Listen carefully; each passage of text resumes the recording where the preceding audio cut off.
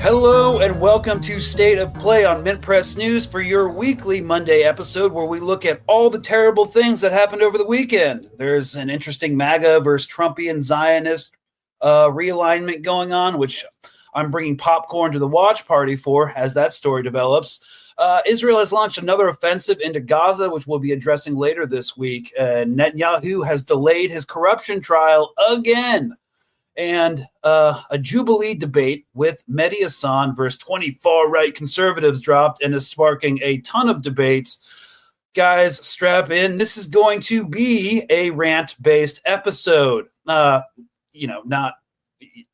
where I'll answer your questions to the best of my abilities here at the end. Why the world sucks so bad right now, and also why you shouldn't despair and maybe what you can do about it. I'm your host, Greg Stoker, and since the world, again, sucks right now, and we exist in a collapsing late stage of capitalism, it's time to get my editor-mandated plug out of the way. If you're new here on MintPress News, we are a small, independent newsroom with no corporate sponsors. I do the live shows twice a week. There's other journalists that do other stuff. I'm the live show guy for now. Also, Loki has his own Watchdog podcast as well. But if you're picking up what we're putting down, you can go to MintPress News on Patreon, seeing that we're demonetized on everything since I think it was the early 2000s when they were first targeted. While I was still in the military, while they were still first targeted by Google Owl, which was this weird surveillance program. Anyways, MintPress is demonetized. If you want to help us out, check out the Patreon. If not, because you're being nickeled and dimed by the degrading material circumstances of your life, material conditions of your life, you can just like, share, and subscribe and spread the good word. We're just glad you're here. Mandated Patreon plug out of the way. All right. So today we are going to be addressing something broader, why everything's kind of weird and collapsing. We're going to bring in hypernormalization stuff. We're also going to talk about platforming fascists and liberal resistance politics.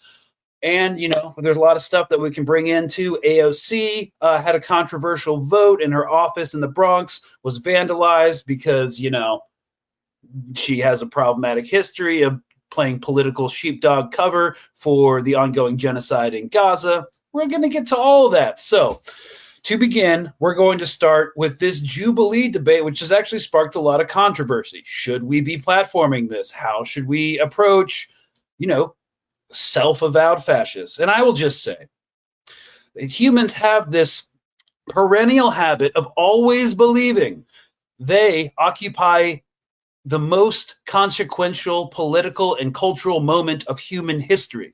And of course, that might be true because it's the only one currently happening. So we're not going to get into temporality and philosophy on this one. It's beyond the scope of the show. I'll just say this. It's not looking great right now. And can we please stop platforming? This is my personal opinion in engaging with Jubilee on their, quote, one progressive versus 20 far-right conservatives. Clickbait BS. There have been a lot of good takes on this, but here's mine first. And this is the last time I'll ever play one of these videos on here again, just for context, in case you guys weren't tracking. Friend democracy? No, I don't. Absolutely not. What do you believe in? Autocracy. How do we get to an autocracy? I think, quite frankly, that if we are able to enact local leaders... Who is the we, by the way? I think, quite frankly, these far-right conservatives sitting right around White people? Yeah. Okay. I'm for defending the traditional demographics of this country, which is majority white, so and should stay. I mean, look, there's huge revisionist history in white supremacist culture. It's actually kind of crazy. I might be able to go into it more and talk about it, but I don't know. I grew up all around it in Texas, which we stole from Mexico. Anyways, who were also colonizers as well. So, anyways, continuing. How does the United States? How would Connor's America look? What would it look like? Well, quite frankly, I think we would deport people who shouldn't be here. I didn't ask about deporting. What does the government look like? It's the friend-enemy distinction, right? You Carl liberals, Schmitt, the Nazi theoretician. Yeah, absolutely. I don't care. Are you a fan of the Nazis? Well, they persecuted the church a little bit. I'm not a fan of that. But what about the persecution of the... I want to bring this up So he brings up the persecution of the church under the Nazis. And as people are still filtering into the live, I'm going to regurgitate the, I think Pastor Frank or Francis Niemöller. Okay, someone has to fact check me in the comments, but it's Niemöller. He was a Lutheran pastor, I believe.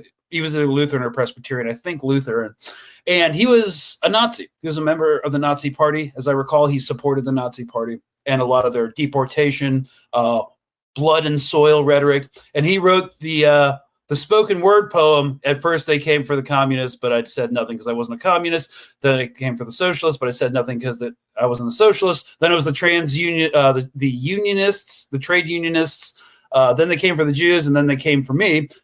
And there was no one left to speak for me. So yes, the Nazis did persecute the church. And the reason this fascist pastor, who eventually kind of flipped his political position, he was still completely problematic, was because he objected to the fascist control of the state control of churches.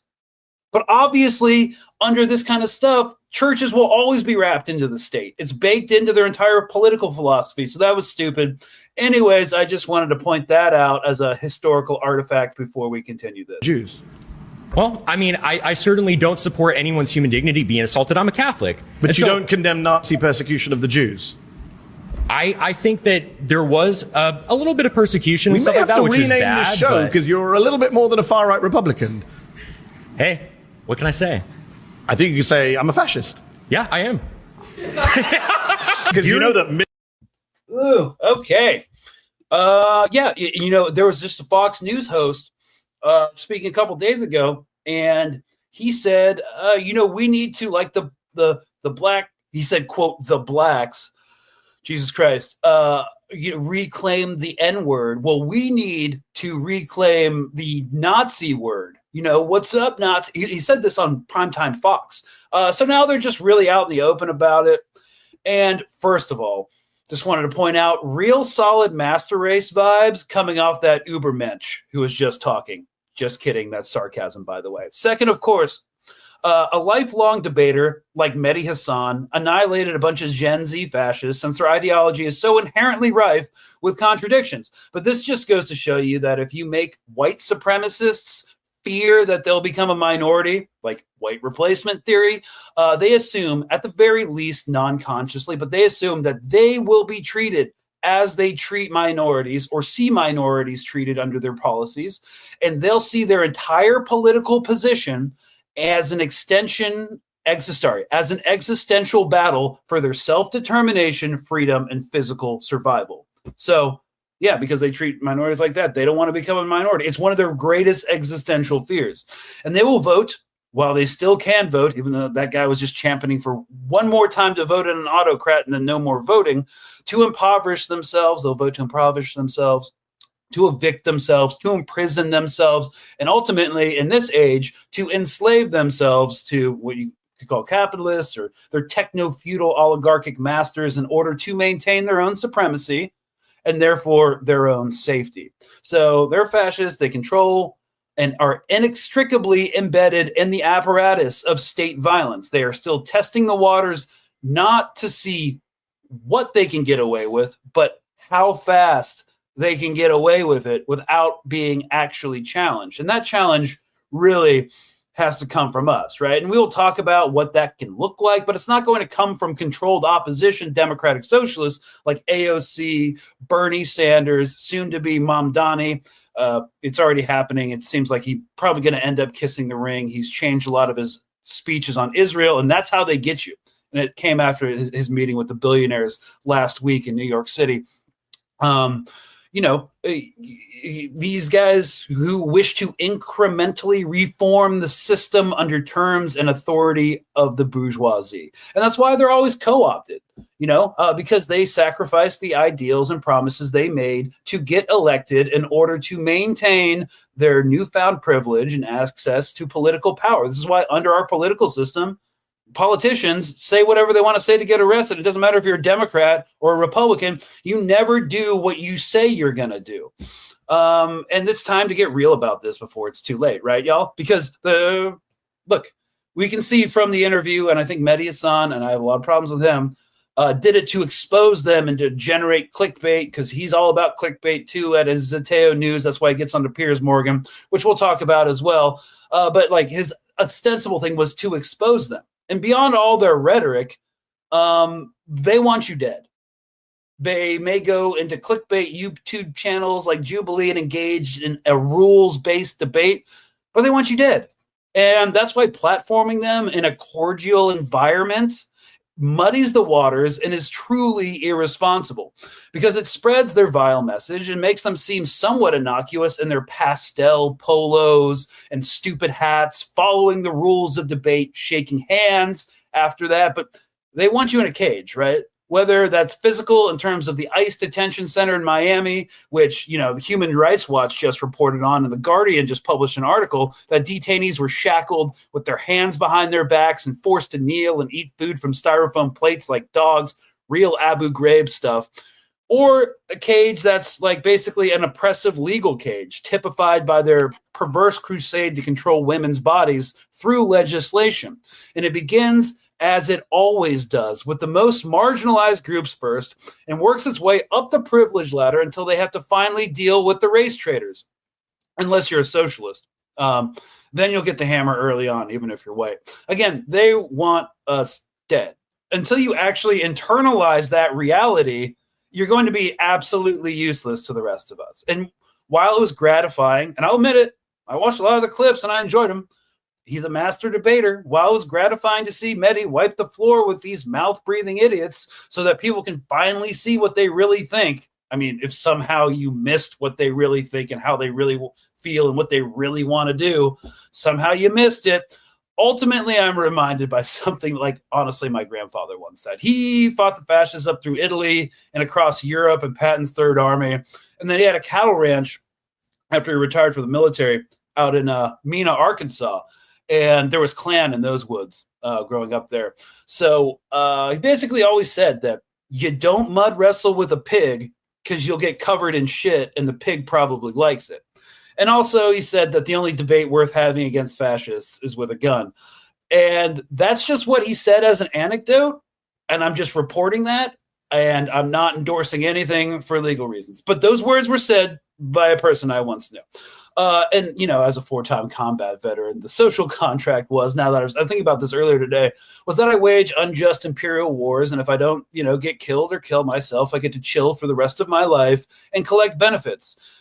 But if you think that's still going to happen or be a reality going forward in the country that we're now a part of, I don't think you've really been paying attention. You know, the life that we were promised by our boomer parents or Gen X parents, it was really not going to come to fruition, right? In summary, I don't know why we're engaging in debate and platforming people who effectually want us dead, displaced, or in cages. You know, there's a reason why the Palestinians don't argue with Zionists. Why can't we learn from them? But, you know, this is an existential conflict, and we need to start treating it like one. And guys, there's always going to be fascists and people who yearn for autocracy and propaganda to stoke a culture war so we don't have a class war. And that last piece is the real problem, right? There is the same propaganda coming from conservative and liberal spaces. So let's talk about liberal spaces. Have you heard of dark woke? No? It's pretty much as dumb as it sounds. And it's like this social movement within the Democratic Party. Dark woke, all right? And let me pull up the New York Times article that came out earlier this year about it. So guys, dark woke. What is dark woke? Democrats are trying out a new attitude. It's provocative, edgy, and perilously towing the line of not being too offensive. As liberals try to get their groove back, some party insiders say Democratic politicians have been encouraged to embrace a new form of combative rhetoric aimed at winning back voters who have responded to President Trump's no-hold-barred version of politics. It's an attempt to step outside the bounds of the political correctness that Republicans have accused Democrats of establishing, and it requires being crass but discerning, rude, but only to a point. It's definitely going to work, guys. All right? So dark work, you know, woke is actually a term that some Democratic strategists are using to describe a more aggressive, combative rhetorical style aimed at winning back voters who have been drawn to Donald Trump's style of politics, as the article just said.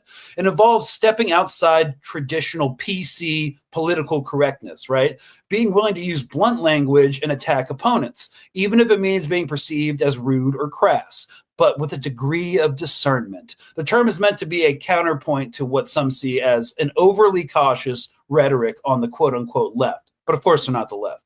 And honestly, though, from a sociological perspective, this dark woke term is related to the broader concept of woke, which originated in Black or African-American vernacular English to describe awareness of racial prejudice and discrimination. And in recent years, woke has become a widely used term, often with political connotations, and has been both embraced and criticized by different groups. Obviously, the dark woke approach is a more assertive and confrontational interpretation of the woke concept, particularly within the context of political discourse. So essentially, though, if you're really looking at it, dark woke is a strategic attempt by some Democrats to adopt a more aggressive and less restrained communication style, drawing inspiration from the tactics of Trump, but with the goal of winning back voters again.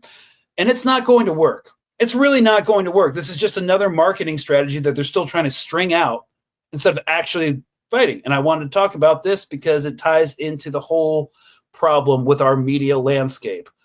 Here's Matt Walsh, avowed Christian fascist and MAGA influencer, talking about it. And honestly, it's not the worst take.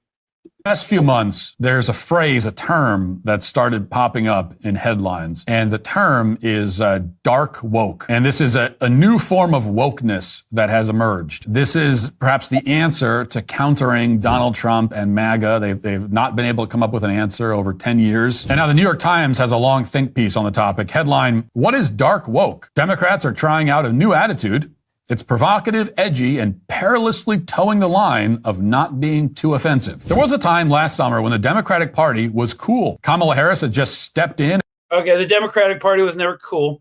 Even when, it was supposed to be Brat Summer. As Democrat Party nominee for president in the waning days of Brat Summer. She went on the popular podcast Call Her Daddy. Tim Walz's outdoorsy drip led to a Chapel Roan-inspired camo trucker hat. The memes were flowing, and the party's mood was high. The Democratic Party was not cool during that time. Some party insiders say Democratic I hate how he's right. politicians have been encouraged to embrace a new form of combative rhetoric. It's an attempt to step outside the bounds of political correctness that Republicans have accused Democrats of establishing, and requires being crass but discerning, rude but only to a point. This is what they're claiming, and that Democrats have this problem, and they've started to get more aggressive and more confrontational because they weren't already, right, with the rioting and destroying vehicles and all that. Like they weren't already aggressive and confrontational enough. And this is one narrative of the far right I can't understand. Like, hey, go to an actual protest, get pepper sprayed a bunch of times, okay? And that was when a Democrat was in office. I'm referring to the Biden-Palestine protests. This is dark woke, and the New York Times says that it may just save the party. This is the party's redemption, is dark woke. Okay, yeah, obviously it didn't work, and I don't think you guys remember when Representative Jasmine Crockett, who obviously is a supporter of Israel's combat operation in Palestine, called Governor Greg Abbott of Texas, who I hate too. I hate him, who was paralyzed and in a wheelchair, Hot Wheels. Well, this is an encapsulation of dark woke, and it's the entire problem with everything that they're doing. Wait, where is she? Is she here? Hot Texas streets, honey. Y'all know we got Governor Hot Wheels down there. Come on now. And the only thing hot about him is that he is a hot mess, honey. So yes. All right. Look, y'all. Yeah, so that's really going to do the trick, right? It's worse and less effective rage bait, obviously, than what MAGA comes up with. But hey, anything not to talk about class or workers or taxation of the rich or imperialism or capitalism or genocide. Am I right? Whoa, sorry, I had a long weekend. Anyways, while it was cathartic to watch Mehdi Hassan wipe the floor with people, his entire stance, though, and this is really what I wanted to get into, is problematic and endemic of the crisis of neoliberalism. I saw one person comment under my video, quote, I watched the entire debate earlier. It's a pretty gross clickbait factory, and Mehdi's liberalism was pretty galling. Police good, Constitution sacrosanct. Couldn't explain why Trump would ethnically cleanse Gaza, U.S. imperialism, capitalism, etc. Yeah, and that's it right there, honestly. Why Mehdi is routinely on Piers Morgan as Piers tries to rehabilitate his image. Let's take a look at what my colleague at MintPress, Lowkey, who has debated Piers multiple times on his own show, has to say about it. He's changed nothing. He's trying to save his own reputation historically. And because he understood that it's irrefutable what Israel is doing. But he's been a key weapon of Israel throughout this war. Let's be clear. When he asks you if you condemn Hamas, he's trying to do one of two things. Either criminalize you or enlist you into Israeli military propaganda. Those are his two objectives. And so what he's done throughout this period of time, it can't be separated from Murdoch's history. You know, when Mordecai Vanunu was kidnapped by Mossad, it was while he was under the care of Murdoch's newspaper, The Times. Yeah. Murdoch literally had an Israeli intelligence group in this country in the 90s, which hacked his opponent's stuff. Murdoch is described by Benjamin Netanyahu in his book, Bibi, My Story, as one of his closest friends, as Israel has never had a better friend than Rupert Murdoch. So we're supposed to take this person, who is attempting to either criminalize supporters of Palestine or enlist them into Israeli military propaganda as objective and neutral just because he says he is. He wants some sort of medal or award for recognizing Palestinian humanity at this point. The propagandists who were involved in the Nazi war and propagandized for them were held responsible and hanged at Nuremberg. Yeah? He has been a propagandist for the Zionist genocide in Gaza. Yeah. And Mehdi Hassan, because he's part of the game, it's almost like rich people all know each other. The money game, the notoriety game, gets on Piers Morgan, and through Mehdi's established quote-unquote progressivism, legitimizes and revises Piers's rehabilitation as being not complicit in genocide. And this is how they all work together. The conservatives, the libs, neo-libs, whatever you want to call it, all part of the same power structure and economic structure. And so take AOC, for instance. One second. Let me pull this guy up. Oh my God. Again, whole weekend thing. All right. So anyways, take AOC. AOC, Alexandria Ocasio-Cortez, congressman, part of the squad, someone who says she's a democratic socialist. What happened? Well, vandalism of a campaign office on July 21st, 2025. Today, her Bronx campaign office was vandalized with red paint and a sign reading AOC funds genocide in. Okay, we can take this down. We don't need ads. Sorry. Yeah, AOC funds genocide. A sign was tied to the gate. The incident is currently under investigation, according to NBC New York.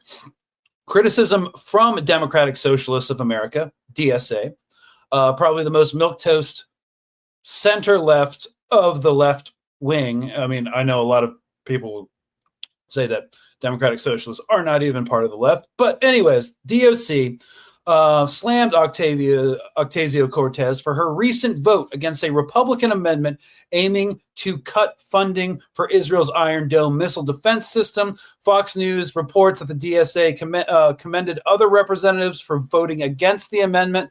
Ocasio-Cortez defended her vote on X, stating that the amendment would only cut defensive capabilities while allowing for offensive aid to continue. She also faced criticism from Palestinian activists like Mohammed El-Kurd for her stance on the matter. All right, so basically, you know what? Let's pull this up. She made a statement an hour ago about this, and it's actually important as a demonstration of how this works. Okay. She says that Google is free. If you're saying I voted for military funding, you are lying. Receipts attached. Drag me for my positions all you want, but lying about them doesn't make you part of the left. If you believe neo-Nazis are welcome and operating in good faith, you can have them. All right. My response was, you're literally not part of the left. You're an enemy to any progressive movement. You have kissed the ring of the bourgeoisie, and now your only purpose is to sheepdog working class people back to the Democratic Party in order to maintain your privilege and political power. But this is a response from an actual democratic socialist. You voted against an amendment that other socialist representatives voted for to strip funding from the Israeli military. You then came on this website and defended funding the Iron Dome. This is why you are being criticized. So basically, the amendment was kind of confusing. As I understand it, not having enough time to have read it today, it was Marjorie Taylor Greene did a funding amendment to send more weapons, but also less weapons or less funding allocations for the Iron Dome. And what's stupid about her position is the United States is always going to send Israel more weapons. But voting against defunding the Iron Dome is one of the things that lets Israel act with impunity. So that's why it's an absurd position. And they would actually prefer more funding for the Iron Dome than they would offensive weapons. That's just a fact. So, yeah. Oh, hey, someone just came in and said, hi, y'all. What's up, Jimmy? We're just talking about AOC. All right. So, look, guys. The world seems to suck right now because it does. And it also feels differently than it has ever in our lifetime. And let me tell you why from my perspective. I'm going to get back to the Democratic Party, but fascists, autocrats, people who want to dominate you for their own personal gain will always exist. Liberals, people who espouse certain values but will fold on their lofty ideals to maintain their safety and access to privilege and political power will always exist. Also, like Bernie, AOC. Hopefully Mamdani exists the trap, but I don't think it's actually possible. Happy to be proven wrong, but I won't be. So look, we are entering an era, and this is kind of what I wanted to talk about now that we're in the second half of the episode.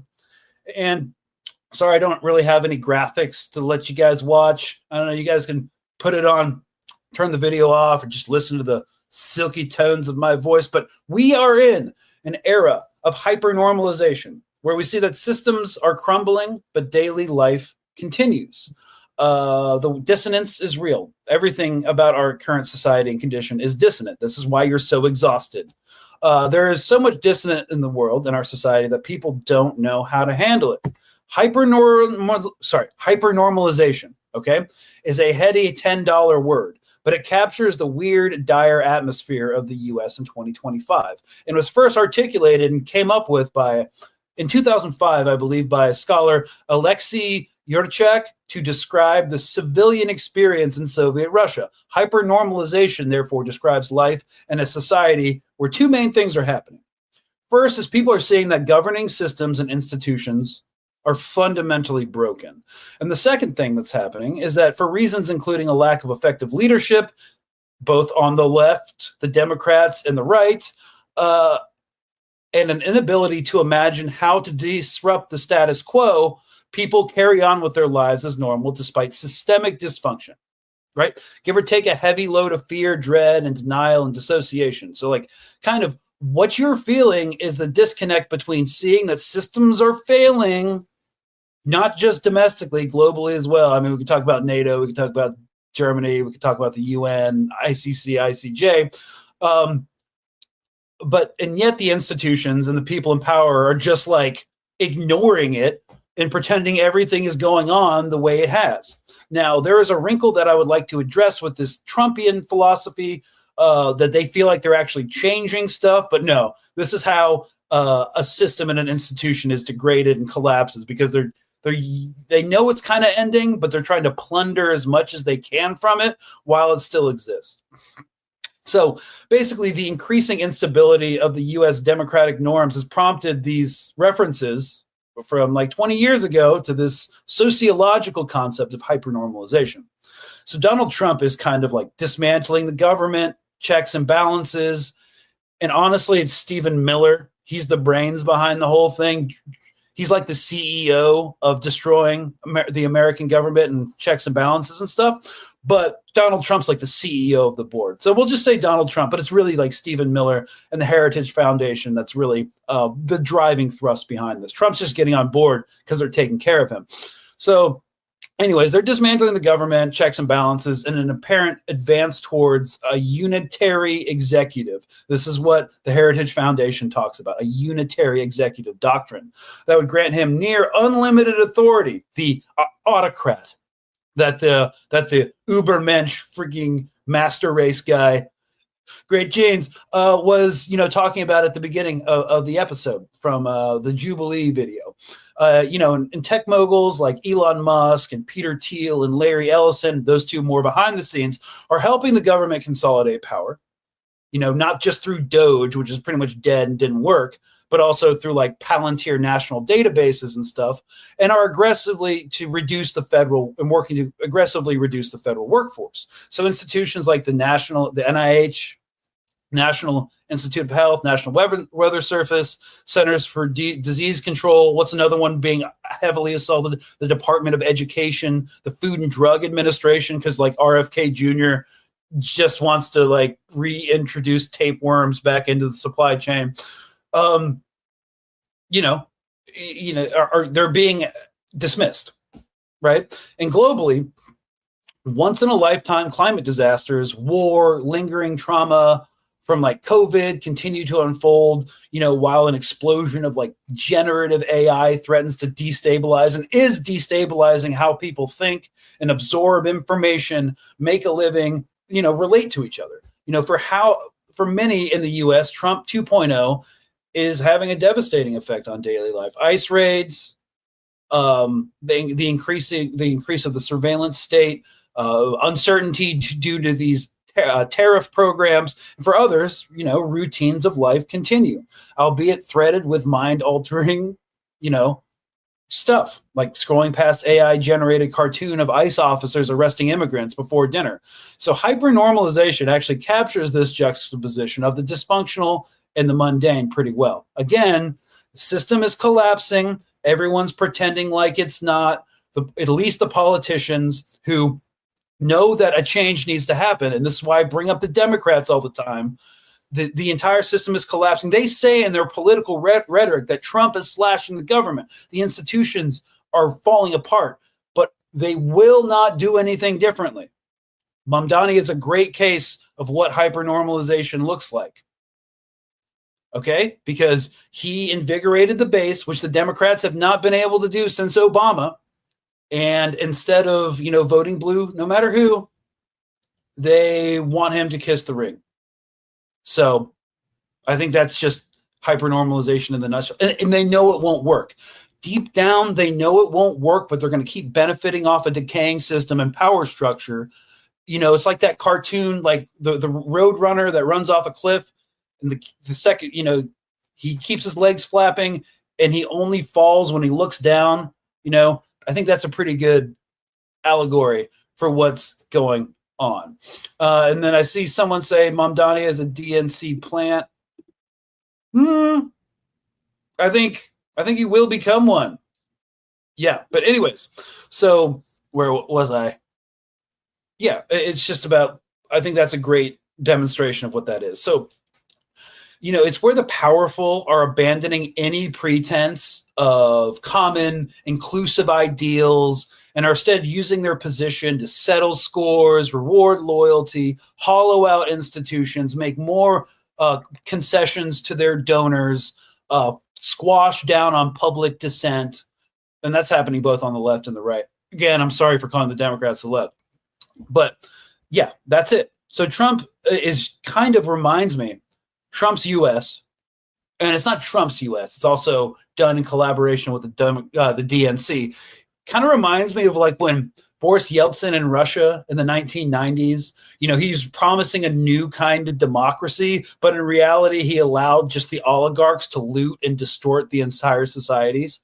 Yeah, I think that's a pretty good comparison. I mean, of course, it's a completely different political landscape now, but it's kind of what's happening in general. So witnessing these like large scale systems slowly unravel in real time can be profoundly surreal and frightening. The hypernormalization framework, I mean, offers a way to understand what we're feeling and why. In his 1995 book, They Thought They Were Free, the Germans, 1933 to 45, a journalist named Milton Mayer described a similar state of freeze in German citizens during the rise of the Nazi Party. I think a quote from it was like, yeah, you don't want to act or even talk alone. You don't want to go out of your way to make trouble. Why not? Well, you are not in the habit of doing it. And this is not just fear of standing alone that restrains you. It's also genuine uncertainty. And I want to get back to this. Why don't you do anything or make trouble? Because you're not in the habit of doing it. And in the last 10 minutes, I'm going to be like, how do you get in the habit of doing it? Experts say action can break the spell. Yes. Being active politically in whatever way, I think helps reduce apocalyptic gloom, says Betsy Hartman, an activist, scholar, and author of The America Syndrome, which explores the importance of resisting apocalyptic thinking. And this is why liberals drive me crazy. If we understand the premise that, exercising your civil disobedience and your protest muscles, maybe it starts with just going to a, No Kings protest, which was, of course, a bit of a psyop done by a billionaire funded by corporate interests to, show up one and done. But I don't think it's completely useless because, again, disobedience, even showing up to controlled protests, basically starts you down the path. And again, not in the habit of doing it, being in the habit of like showing up to like mutual aid or like different like educational courses, like know your rights lectures, even stupid protests that won't accomplish anything. It's all part of it. So I encourage people to do it. Again, action can break the spell. And this is why liberals drive me crazy. It's all performative. They're like voting. This is why Cory Booker and now Hakeem Jeffries will grandstand in the Senate yapping for hours on end, accomplishing nothing, and be like, give me $5 so we can really fight this. I mean, that's inaction. They won't use any of their powers. They won't disrupt anything through lawfare or, Senate procedures or congressional procedures. They won't do it because they fundamentally don't inherently disagree with what's going on because they have the same donors. I mean, not completely, but some of their biggest donors are AIPAC, the real estate lobby, the military industrial complex. Like, come on. And they'll basically, I think another thing that they're doing, and this is why if you're on the left, you're like, what the hell is going on? Because they'll do stuff like a fight the oligarchy tour, they'll actually mention the term oligarch right after Trump got in and did his Oval Office speech, inaugural speech with like Jeff Bezos and Elon Musk and Mark Zuckerberg in the background and Miriam Adelson in the second row background. And they'll do a fight the oligarchy tour for a month, for a couple weeks. And then the DNC will tell them, okay, back off. Now it's time to put forward Gavin Newsom and Josh Shapiro for the new Democratic 2028 presidential ticket. And so they're the worst perpetrators of this dissonance of hypernormalization because they're saying they're fighting. They're saying we're the only ones who can fight them. So don't vote third party because that's a wasted vote. But they're actually not doing anything to fight. Yeah. And that's it in a nutshell. I think from my perspective, I got asked by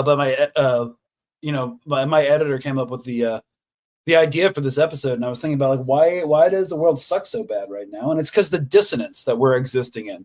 Like the post-World War II era is collapsing. We're in late stage capitalism. It's not working. There's a whole West anti-US dollar coalition forming. Not fast enough, really, for my liking, because, BRICS is full of its own inherent contradictions, but, it's definitely better than nothing. And yeah, it's hard to parse out what's going on, and the gaslighting's intense. The propaganda is intense. We're witnessing multiple genocides. The most live streamed one is in Palestine, and there's nothing you feel like you can do to stop it. Yeah, that's why it's literally the dissonance, and it's difficult cognitively. It can lead to depression, anxiety, because your levels aren't. It's hard to have an equilibrium in this insane news cycle. And if you actually give a shit about like what's happening politically and in the world because you possess a soul, that means you have to constantly be exposed to this.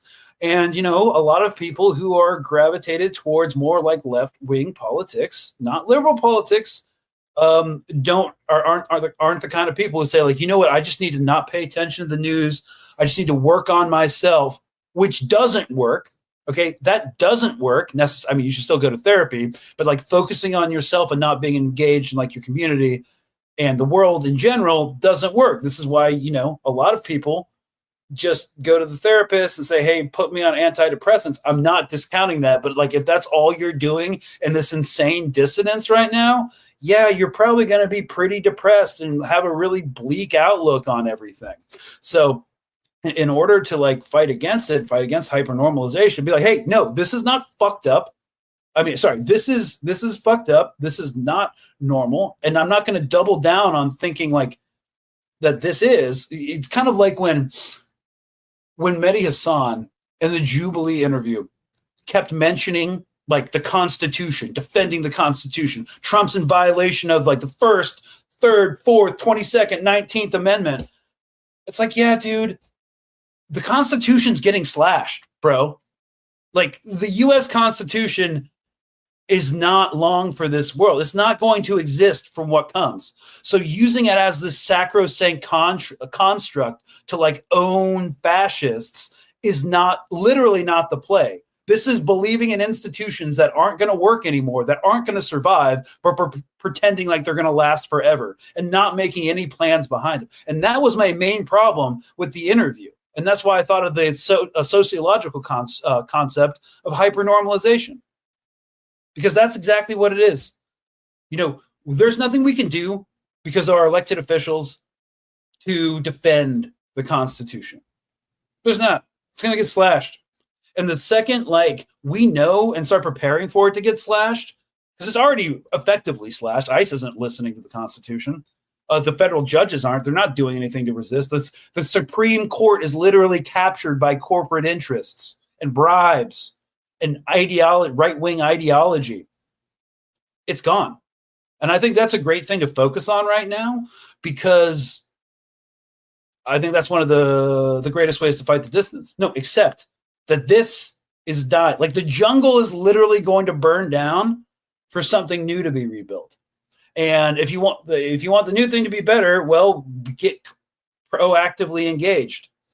Yeah, I don't know. That's just my take on why the world sucks and what you can do about it. I don't think we can afford to really be lying to ourselves anymore. And the more you lie to yourself, the more difficult it's going to be to get through the day. So, yeah, I think my messaging is now going to shift after watching that Jubilee interview to be like, yeah, the Constitution's done. The second, there's going to be lawlessness, not anarchy, lawlessness coming from state thugs, and we need to find ways to prepare for it and get ready for it. Yeah, I think that's the end of my rant, y'all. I think we can get into some questions now, because there's a lot of questions. I think producer Jim has starred like 27 things.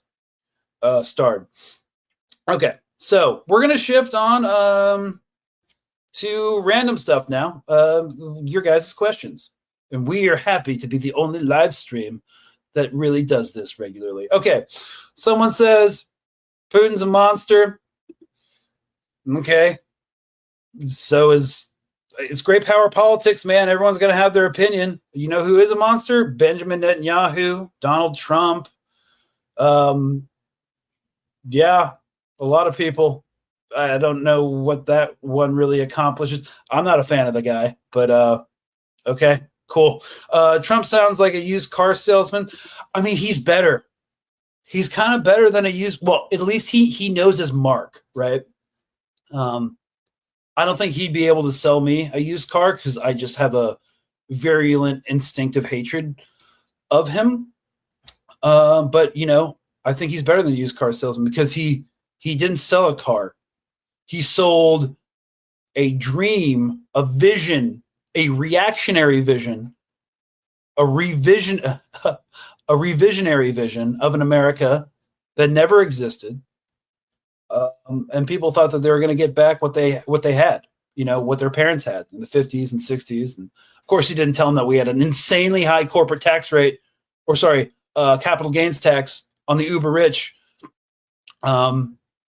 So he's selling a vision that never really happened, that never existed. Make America great again is fundamentally like fascist propaganda stuff. Like the Nazis, they had what was it the Nazis or was it Mussolini who had blood and soil? We need to like reinvigorate and get back to our like ancient antediluvian glory days.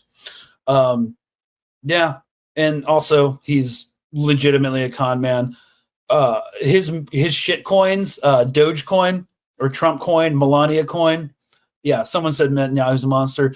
That was a great con. He's made a ton of money for himself and his buddies like at Goldman Sachs. And that's the real point of it. We are at straight fascism right now. The CEOs of IG Farben were put into governmental positions and military positions. We have just commissioned, the CEOs or CFO or COOs from like Palantir and Anduril and Thales as lieutenant colonels in the U.S. Army. So fascism. But yeah, selling a dream, and the dream that what we really understand for their dream to be is a white America, which means a safe America, which I guess means a prosperous America, but it won't be prosperous. I mean, unless it's for like one group of people, and there really won't be any sort of middle class. So yeah, I guess he was a great used car salesman. I mean, he's probably done the best used car sales of all time, or at least in my living memory. What if other countries stop using US dollars? Ooh, that's a complicated one, but basically, it would break the power of the dollar to control and sanction other countries. So we sanction countries with the US dollar, as the US dollar is the global reserve currency, in order to punish behavior or influence behavior that we want to see. And what we always want to see is regional and global hegemonic domination. So, in short, if other countries stop using the US dollar and trade in local regional currencies, it will further handicap our ability to apply hard pressure, either through military or economic means, which means we will go further towards a multipolar, where there are different centers of power across the world, instead of a unipolar power, where there's only one center, one really core center of power, and that's the United States. Of course, we're a dying empire doomed to death, but we are still the empire. Okay, what else we got? West lost all legitimacy in the last decade or two. Too many Hillarys laughing madly. I think, are you referring to her behind the scenes interview with like CNN, was it, when she heard about Gaddafi dying and she said it probably had something to do with me and she laughed? Because that whole regime change war destroyed an entire society, reintroduced open air slave markets back to like the modern world, and, empowered ISIS. Yeah, and then we had the whole global war on terror. And, of course, this Gaza genocide, I think for many people, it's like the final nail in the coffin for, U.S. legitimacy across the globe. Okay, don't want to get too much into theory, but class war has to be global. I don't know how much I can talk about here on MintPress, but yep. If you want more radical takes, you can check out my own personal platform at Colonial Outcasts. All right, the Epstein thing is a stick to attack Trump with. Any stick will do for the Democrats. You know, I've been talking about the Epstein thing for a while.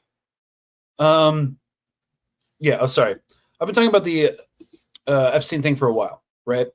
But we have to remember that the Democratic Party dismissed the Epstein thing as like a conspiracy. We don't deal with conspiracy. That's a right-wing QAnon thing. And now that they can attack Trump with it, now they're only speaking out against like child sex trafficking and potential involvement of a foreign intelligence agency influencing and blackmailing our politicians and businessmen and political lobbyists and elite. So it's super hypocritical. It kind of reminds me of when Trump bombed Iran, but their response wasn't it wasn't to condemn like the act of war necessarily. It was that he should have gone through the Senate and consulted Congress first. And again, I always like the comparison to Star Wars because I'm a nerd. It's like, you know, the Democrats are the politicians in the Senate, the Galactic Senate, who would be like, listen, Emperor Palpatine, you can totally build a genocidal death machine called the Death Star. Just make sure you go through the Senate first. So, yeah. So I got some questions about regional stuff now. I think they're going to go for Lebanon next. Yes, they're already going for, and they've never stopped going for Lebanon. They've been striking Lebanon this entire time. They're trying to politically isolate Hezbollah so it can be disarmed. Once Hezbollah is disarmed, they hope for a complete governmental and military normalization with Israel. They want to secure the region. So, yeah.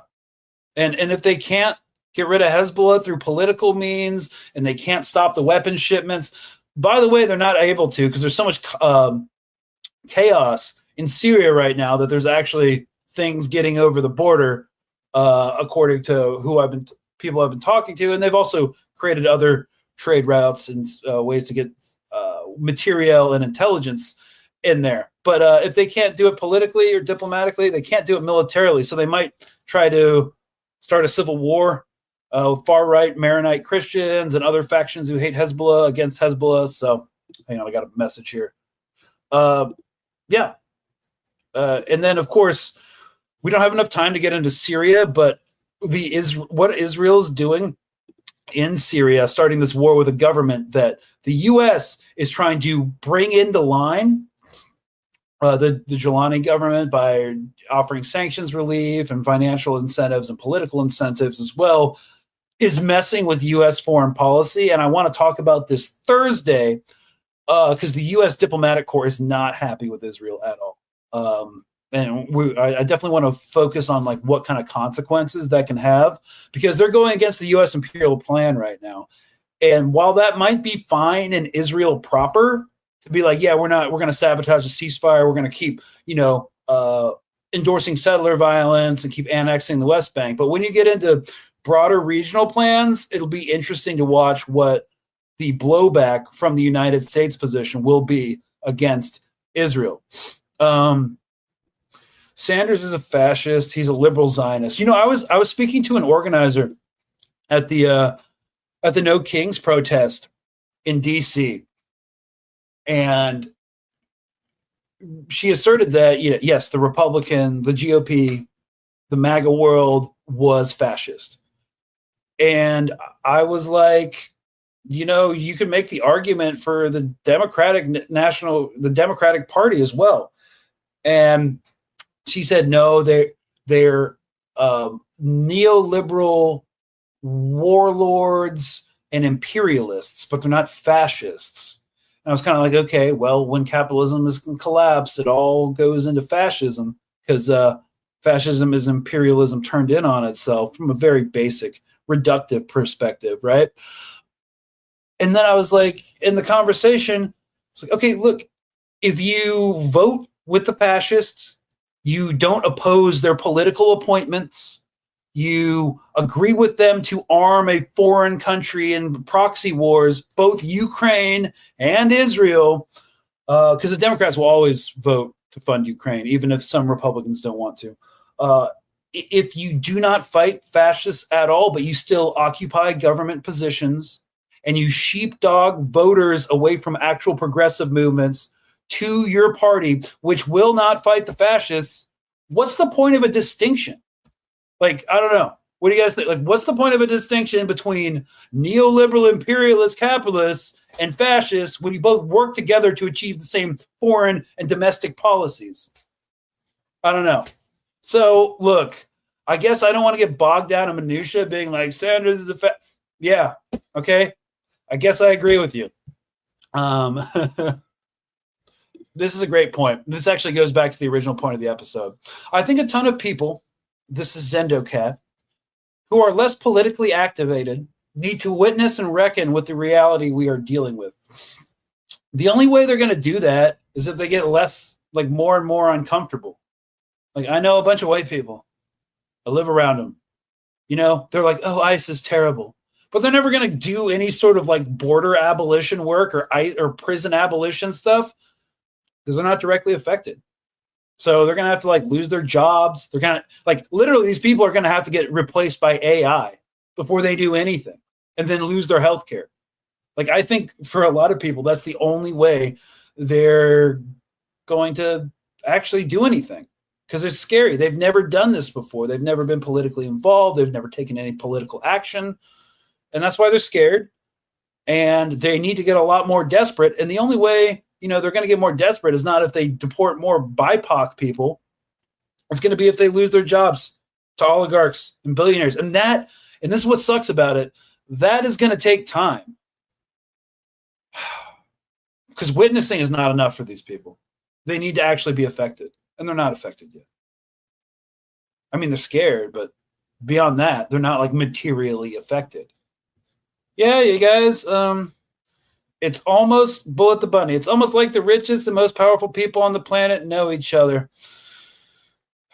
Did you guys know that Kimberly Guilfoyle, let me pull her up. This is fun. Let me share the screen. This is my favorite demonstration right now. Hang on. Sorry, stand by, guys. We're almost at the end. Share screen. Screen. Google. All right. So, adding this to the stage. Kimberly Guilfoyle. Look. She has straight on full send Mar-a-Lago face, which means she is fully in the Trump party. She has gone through the ritualistic scarification process and is now in the party. Because like Mar-a-Lago face, from an anthropological perspective, is a rite of passage. It is a ritual. It is ceremonial in nature. So she's now full Mar-a-Lago face. But she was married to Gavin Newsom before she got Mar-a-Lago face. And look, Gavin Newsom has been consulting MAGA ex-wife Kim Guilfoyle for help with his political rebrand. Boom, boom, boom. And now she has just appointed the Trump ambassador to Greece. Yeah, guys. This is why we can't have nice things like democracy right now. I don't even know what to say. I'm glad you brought that up, Bullet, because I think this is a perfect way to round out this episode. Yeah. Well, guys, again, one thing is, I'll just leave you with this. There's never enough cops. There's never enough soldiers when shit really goes down with the people. So keep doing what you're doing. Keep working those political activism muscles. Show up to different events. I'm going to, on my personal podcast, talk about what mutual aid actually looks like in a way that's sustainable and won't exhaust you, that you can actually do while working a job, having hobbies, having friends and stuff. And then, yeah, we'll just go from there. I mean, everything's collapsing. These ideologies will collapse in on themselves. And in the meantime, yeah, we're just going to keep on keeping on and call out the dissonance when you see it. It's the only way you're going to stay sane and not depressed in an anxious wreck in this era of hypernormalization. So anyways, that's from my perspective why the world sucks right now. And it's as the good Captain John Brown once said, there is no night dark enough to hinder the coming day. So yeah, one foot in front of the other, y'all. And we will see you Thursday. Cheers. Yeah, someone said capitalism is the problem. Yep. All right, bye. You guys have a great night.